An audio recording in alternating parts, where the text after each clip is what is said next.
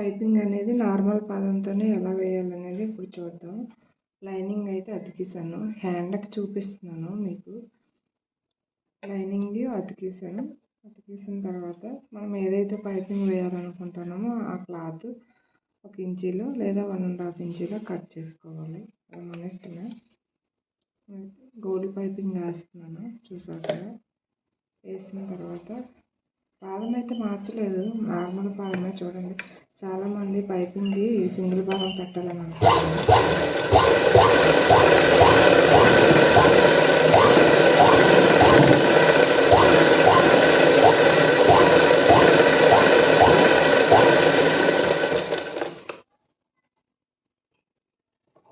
Extra ఉన్నది cut చేసుకోవాలి. ఇలా కుట్టుకున్న తర్వాత చూసారు కదా,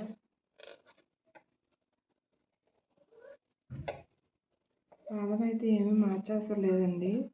ఇప్పుడైతే ఇగో పైపింగ్ థ్రెడ్ తీసుకున్నాను. ఇలా సన్నగా ఉన్న పైపింగ్ థ్రెడ్ ఇది ఉందా, పైపింగ్ క్లాత్ అయితే స్టిచ్ చేస్తాం కదా. ఇగో దీన్ని ఎలా పెట్టుకొని తాడుని, కనిపిస్తుందా క్లియర్గా, ఈ తాడుని అయితే ఇలా పెట్టుకొని దీన్ని చూడండి క్లియర్గా నేను పెడతాను. ఇదైతే ఇలాగే ఉండాలి, చాలా నీట్గా వస్తుంది. థ్రెడ్ ఇలా పెట్టినప్పుడు ఇది ఇలాగే ఉండాలి, ఇది ఇలా వెనక్కి పెట్టేయకూడదు. దీన్ని ఇలా పట్టుకొని ఈ రెండు ఇలా పట్టుకొని ఈ తాడు లోపలే ఉంటుండగా ఇలా తిప్పండి. చూసారా, స్టిచ్ చేయకుండానే ఎంత నీట్గా కనిపిస్తుందో. ఇప్పుడు ఇలాగా ఈ ఒడ్డున మెయిన్ క్లాత్ మీద పడకుండా ఈ మధ్యలో స్టిచ్ పడినట్టు స్టిచ్ చేసేయడమే. చూసారా ఎంత నీట్గా వస్తుందో. వేసి చూపిస్తాను ఇప్పుడు. సింగిల్ పాదం కాదు, నార్మల్ పాదంతో.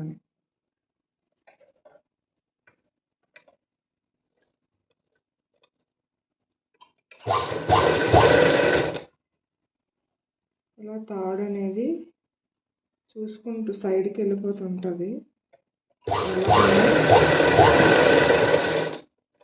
నీట్గా ఇలా మలుచుకొని వేసుకోవడమే.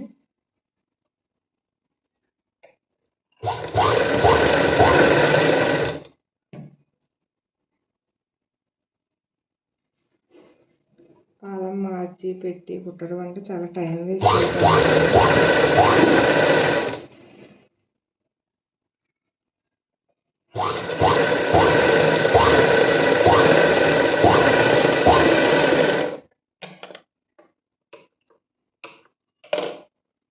చూసారా, కుట్టేసాను. స్టిచ్ అయితే అయిపోయింది. చూసారా ఎంత సన్నగా వచ్చిందో పైపింగ్. సింగిల్ పాదం కాదు కదా, నార్మల్ పాదంతోనే వేసాను. ఇప్పుడు దీన్ని ఇలా మలుచుకొని స్టిచ్ చేసుకోవచ్చు, లేదా అది మన ఇష్టమేనండి. చేస్తాను.